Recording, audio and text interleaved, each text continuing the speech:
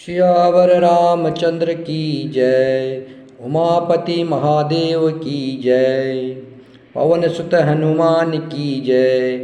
भगवान ऋषभदेव जी की जय। भगवान के ऋषभदेव अवतार की कहानी। निरंतर सांसारिक विषय भोगों की अभिलाषा करने के कारण अपने वास्तविक श्रेय से चिरकाल तक बेसुध हुई जीवात्माओं को जिन्होंने करुणावश निर्भय आत्मलोक का उपदेश दिया और जो सवै निरंतर अनुभव होने वाले आत्मस्वरूप की प्राप्ति से सब प्रकार की तृष्णाओं से मुक्त थे, उन भगवान ऋषभदेव को नमस्कार है।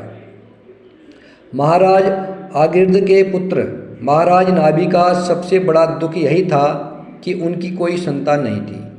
महाराज नाभि की कोई संतान नहीं थी तो उनको ये बड़ा दुख था। इस कारण उन्होंने अपनी धर्मपत्नी मेरु देवी के साथ पुत्र की कामना से यज्ञ प्रारंभ किया। दिव्य तेजस्वी एवं ओजस्वी ऋषिजनों ने श्रुति के मंत्रों से यज्ञ पुरुष का स्तुवन किया और शंख चक्र गदा पद्मधारी चतुर्भुज नारायण प्रकट हुए। उनके श्री अंगों की अद्भुत शोभा थी। अनंत अपरसीम सौंदर्य सुधा सिंधु मंगलमय प्रभु विष्णु का दर्शन कर राजा रानी और ऋषिजनों की प्रशंसा की कोई सीमा नहीं रही।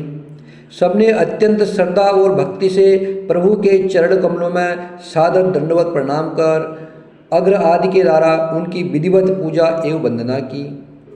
प्रभु राजर्षि नाभि और उनकी पत्नी मेरु देवी आपके समान पुत्र चाहते हैं। और ऋषि मुनि ने कहा कि हे प्रभु, राजर्षि नाभि और उनकी पत्नी मेरु देवी आपके समान पुत्र चाहते हैं। ऋषिजनों ने उनकी पूजा अर्चना करने के बाद सभी की कामना स्पष्ट कह दी। ऋषियों, आप लोगों ने बड़ा दुर्लभ वर मांगा है। भगवान ने बोला कि ऋषियों, आपने बड़ा दुर्लभ वर मांगा है। श्री भगवान ने मंद मंद मुस्कुराते हुए कहा, मैं अद्वितीय हूँ, अतएव आप लोगों के वचन की रक्षा के लिए मैं सवै महाराज नाभि के यहाँ अवतरित होऊंगा, क्योंकि मेरे समान तो मैं ही हूँ, अन्य कोई हो नहीं सकता। इस प्रकार से कह करके भगवान वही अंतर्धान हो गए और कुछ दिनों के बाद महाराज नाभि की परम सौभाग्यशालिनी पत्नी मेरु देवी के गर्भ से परम तत्व प्रकट हुआ। नाभि नंदन के अंग विष्णु के ब्रजवत्स आदि चिन्हों से युक्त थे।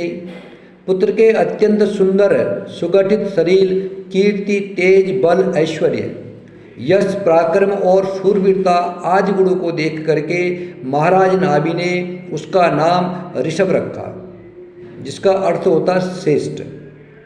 महाराज नाभि उन ऋषभदेव का पुत्रवत पालन करने लगे। अपने पुत्र को अतिशय प्यार से पुकारने तथा अंग में लेकर लाड़ लड़ाने से वह अत्यधिक आनंद का अनुभव करने लगे।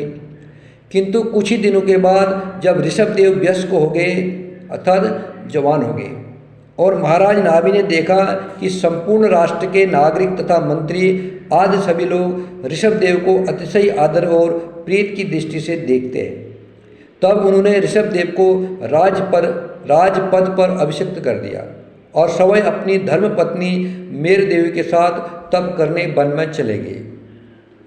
वे उत्तर दिशा में हिमालय के अनेक शिखरों को पार करते हुए गंधमादन पर्वत पर भगवान नर नारायण के निवास स्थान बद्रिक आश्रम में पहुँचे।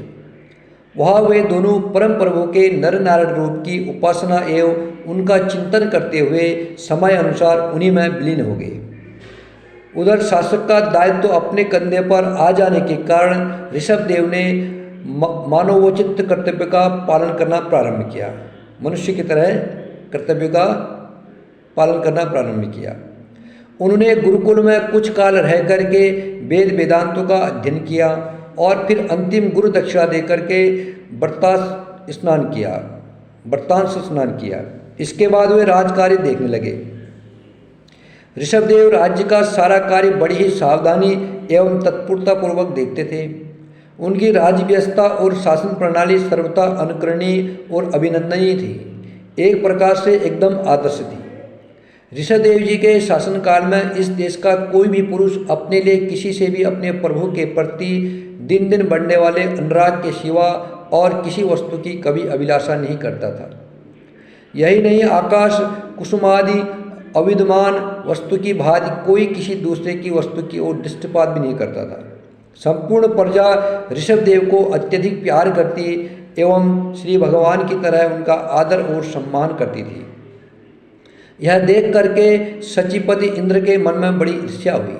उन्होंने सोचा, मैं त्रिलोक की पति हूँ, वर्षा के द्वारा सबका भरण पोषण करता हूँ और सबको जीवन दान देता हूँ, फिर भी प्रजा मेरे प्रति इतनी श्रद्धा नहीं रखती है। इसके विपरीत धरती का एक नरेश इतना लोकप्रिय क्यों है? उसे प्रजा परमेश्वर की बात क्यों पूछती है? मैं इस नरपति का प्रभाव देखती हूँ, मैं इस नरपति का प्रभाव देखता हूँ, इंद्र सोच रहे हैं। तब देवराज इंद्र ने ईर्ष्यावश 1 वर्ष तक समूचे देश में वर्षा बंद कर दी। भगवान ऋषभदेव ने सचिपति की ईर्ष्या देश की वृत्ति और अहंकार को समझकर योग बल से सजल घने बादलों की सृष्टि की। पूरा आकाश काले मेघों से आच्छादित हो गया और पृथ्वी पर जल ही जल हो गया। समस्त देश की भूमि सस्य श्यामला बन गई। सुरेश्वर का घमंड उतर गया, इंद्र का घमंड उतर गया। उन्होंने भगवान ऋषभदेव के प्रभाव को समझ लिया। फिर तो उन्होंने धरती पर आकर ऋषभदेव की स्तुति की और अपनी पुत्री जयंती का विवाह उनके साथ कर दिया। ऋषभदेव ने लोक मर्यादा की रक्षा के लिए गृहस्थ आश्रम धर्म का पालन किया और उनसे 100 पुत्र उत्पन्न हुए। उनमें सबसे बड़े सर्वाधिक गुणवान एवं महायोगी भरत जी थे। वे इतने प्रतापी नरेश हुए कि उन्हीं के नाम पर इस देश, जिसका नाम उस समय अजनाब खंड था, का नाम भारतवर्ष प्रख्यात हुआ। पहले भारत का नाम क्या था? अजनाब खंड। अब भरत के नाम पर इसका नाम भारतवर्ष पड़ा। राजकुमार भरत से छोटे कुशावर्त, इलावर्त, ब्रह्मावर्त, मलय, केतु, भद्रसेन, इंद्रस्पृक, विदर्भ और किकट, ये 9 राजकुमार भारतवर्ष में ही पृथक पृथक देशों के प्रजापालक नरेश हुए। ये सभी नरेश तपस्वी, धर्माचरण संपन्न एवं भगवत भक्त थे। इनके देश इन्हीं राजाओं के नाम से विख्यात हुए। इन 10 राजाओं से छोटे जो अन्य ऋषभदेव जी के पुत्र थे, उनमें कवि, हरि, अंतरिक्ष, प्रबुद्ध, पीपलायन, अविहोत्र, दुर्मिल, चमस और करभाजन, ये 9 राजकुमार बाल ब्रह्मचारी, भागवत धर्म का प्रचार करने वाले एवं बड़े भक्तवत भक्त थे। ये योगी एवं सन्यासी हो गए। इनसे छोटे महाराज ऋषभदेव के 81 पुत्र वेदज्ञ, कर्मकांडी, सदाचारी, मातृपितृभक्त, विनीत, शांत तथा महान थे। वे निरंतर यज्ञ, देवार्चन एवं पूर्ण कर्मों के करने से ब्राह्मण हो गए और उनसे ब्राह्मणों के वंश चले। एक बार की बात है, महाराज ऋषभदेव जी भ्रमण करते हुए गंगा यमुना के बीच की पुरी भूमि ब्रह्मावर्त में थे। वहाँ उन्होंने प्रख्याति महर्षियों के समुदाय के साथ अपने अत्यंत विनयी एवं शीलवान पुत्रों को भी बैठे देखा। उस अवसर से लाभ उठा करके भगवान ऋषभदेव जी ने अपने पुत्रों के फिर से जगत के लिए अत्यंत कल्याणकारी उपदेश दिया। ऋषभदेव जी ने कहा, पुत्रों, इस मृत्युलोक में यह मनुष्य शरीर दुखमय विषय भोग प्राप्त करने के लिए ही नहीं है। यह भोग तो विष्टा, भोजी, शुकर, कुकर आदि को भी मिलते ही है। इस शरीर से दिव्य तप के कर्म करने चाहिए, जिससे अंतःकरण शुद्ध हो, क्योंकि इसी से अनंत ब्रह्मानंद की प्राप्ति होती है।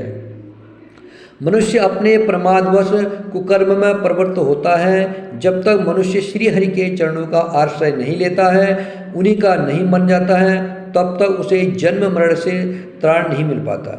अतः प्रत्येक माता पिता एवं गुरु का परम पुनीत कर्तव्य है कि वह अपनी संतान एवं शिष्य को विषयासक्ति एवं काव्य कर्म से सर्वदा पृथक रहने की सीख दे। फिर संसार की नश्वरता एवं भगवत भक्ति का महात्म्य बताते हुए ऋषभदेव जी ने कहा, जो अपने पीर संबंधी को भगवत भक्ति का उपदेश दे करके मृत्यु की फांसी से नहीं छुड़ाता है, वह गुरु गुरु नहीं है, स्वजन स्वजन नहीं है, पिता पिता नहीं है, माता माता नहीं है, इष्टदेव इष्टदेव नहीं है और पति पति नहीं है। पुत्रों, तुम संपूर्ण चराचर भूतों को श्री हरि का ही शरीर समझ करके शुद्ध बुद्धि से पग पग पर उनकी सेवा करो। यही उनकी सच्ची पूजा है। अपने सुशिक्षित एवं भक्त पुत्रों के फिर से जगत के उपदेश दे करके ऋषभदेव जी ने अपने बड़े पुत्र को समूचे देश के राजपद पर अभिषिक्त कर दिया और सवै व्यक्ति जीवन का आदर्श प्रस्तुत करने के लिए राजधानी से बाहर वन में चले गए। भगवान ऋषभदेव जी सर्वथा ज्ञान स्वरूप थे, किंतु लोक दृष्टि से प्राणियों को शिक्षा देने एवं परमहंस धर्म की श्रेष्ठता सिद्ध करने के लिए उन्होंने उन्मत्तों का भेष धारण कर लिया। ब्रह्मावर्त से बाहर जाने पर उनका मुंह जिधर उठा उसी ओर चल देते। बुद्धि के आगार होने पर भी मूर्ख जैसा उनका आचरण होने लगा। वे किसी के प्रश्न का उत्तर न देकर जी में आता दौड़ने लगते। लड़के पीछे पीछे तालियां बजाते, इन्हें चिंता नहीं होती। जहाँ कोई कुछ दे देता पेट में डाल लेते, पर किसी से मांगते नहीं थे। ऋषभदेव जी सर्वथा दिगंबर होकर विचरण करने लगे। उनकी उच्चतम स्थिति को न समझकर कितने ही दुष्ट उन पर दंड प्रहार कर बैठते, कितने गालियां देते और कितने उन परम पुरुष पर थूक देते। कुछ कंकड़ पत्थर मारते तो कुछ उनके ऊपर लघु शंका अर्थात मल त्याग कर देते। पर शरीर के प्रति अनासक्ति और मैंपन का भाव न होने के कारण ऋषभदेव जी कुछ नहीं बोलते, सर्वथा शांत और मौन रह करके अपनी राह आगे बढ़ जाते। ऋषभदेव जी की धूलि से लिपटी काया एवं रूखे बालों की उलझी लटें तथा पागल जैसा वेश भी अत्यंत मनोहर एवं चित्त आकर्षक प्रतीत होता था। अब वे अवधूत वृत्ति के बाद अजगर वृत्ति से रहने लगे। उन्हें मनुष्यता का अभिमान विस्मृत हो गया। मनुष्य होकर के ये अभिमान भी उनका विस्मृत हो गया। अब उनको कोई खाने को देता तो खा लेते, अन्यथा उनके द्वारा भोजन की कोई चेष्टा नहीं होती थी। वे पशुओं की तरह पानी पी लेते हैं। पशुओं की भांति जहाँ होता लेटे ही लेटे मलमूत्र का त्याग कर देते। मल को अपने सारे शरीर में पोंछ लेते, किंतु उनके मल से अत्यंत अलौकिक सुगंध निकलती थी जो 10-10 योजन तक फैल जाती थी। इस प्रकार मोक्षपति भगवान ऋषभदेव अनेक प्रकार की योगचर्याओं का आचरण करते हुए निरंतर आनंद मग्न रहते थे। प्रभु का यह जीवन आचरण के योग्य नहीं था, यह तो अवस्था थी। यह स्थिति शास्त्र से परे है। जब भगवान ऋषभदेव संसार की असारता का पूर्णतया अनुभव कर जीवन उन्मुक्त अवस्था का आनंद लाभ कर रहे थे, उसी समय समस्त सिद्धियों ने उनकी सेवा में उपस्थित होकर के उन्हें केकया अवसर प्रदान करने की प्रार्थना की, पर उन्हें स्वीकार करना तो दूर, ऋषभदेव जी ने मुस्कुराते हुए उन्हें तत्काल वहाँ से चले जाने की आज्ञा दी। सर्वप्रथम भगवान ऋषभदेव जी को सिद्धियों की आवश्यकता भी क्या थी? सर्वसमर्थ भगवान ऋषभदेव जी वो सर्वसमर्थ थे, उनको सिद्धियों की क्या आवश्यकता थी? वे तो सिद्धों के सिद्ध महासिद्ध थे। सिद्धियाँ तो उनके चरण धूल का स्पर्श प्राप्त करने के लिए लालायित रहती, व्याकुल रहती, पर वह पूर्णिमयी धूली सूर मुनि मंदिर रज उन्हें मिल नहीं पाती थी। साथ ही साधकों, भक्तों एवं योगाभ्यासियों के सम्मुख उन्हें आदर्श भी उपस्थित करना था। मन बड़ा चंचल होता है, इसे तनिक भी सुविधा देने, इसकी ओर से तनिक भी असावधान होने से यह कांड कर बैठता है, पतन के महागर्त में ढकेल देता है। काम, क्रोध, मद, लोभ, मोह और भय आदि शत्रुओं का तथा कर्म बंधन का मूल तो यह मन ही है। इस पर कोई भी बुद्धिमान कैसे विश्वास कर सकता है? इसी कारण भगवान ऋषभदेव ने साक्षात पुराण पुरुष आदि नारायण के अवतार होने पर भी अपने ईश्वरीय प्रभाव को छिपा करके अवधूत का सा मोक्ष की प्राप्ति कराने वाला परमहंस धर्म का आचरण किया। परमहंस ज्ञानी तो अपनी योग दृष्टि से उन्हें ईश्वर का अवतार समझते थे, किंतु सर्वसाधारण को उनके वास्तविक स्वरूप का तनिक भी परिचय होना कठिन था। संकल्प शून्य होकर के उनका शरीर प्रारब्धवश पृथ्वी पर डोल रहा था। इस प्रकार वे दिगंबर वेश में कोड़कत्र, बेड़क, कुटक और कर्नाटक आदि दक्षिण देश में मुंह में पत्थर दबाए घूमते रहे। उन्मत्ता की स्थिति में वे कुटकाचल के निर्जल वन में विचरण कर रहे थे। अब ऋषभदेव जी को पांच भौतिक शरीर त्याग देने की इच्छा हुई। एक दिन सहसा प्रबल झंझावात से घर्षण के कारण वन के बासों में आग लग गई और वह आग अपनी लाल लाल लपेटों से संपूर्ण वन को भस्मात करने लगी। ऋषभदेव जी भी वही विद्यमान थे। उनके शरीर में तनिक भी आसक्ति और मोह होता तो उसकी रक्षा के लिए उद्योग करते, किंतु उनके तो सर्वथा समबुद्धि थी। अतः वे चुपचाप बैठे रहे और उनका नश्वर शरीर अग्नि की भयानक ज्वाला में जलकर भस्म हो गया। भगवान का यह अवतार रजोगुण से भरे हुए लोगों को मोक्ष मार्ग की शिक्षा देने के लिए हुआ था।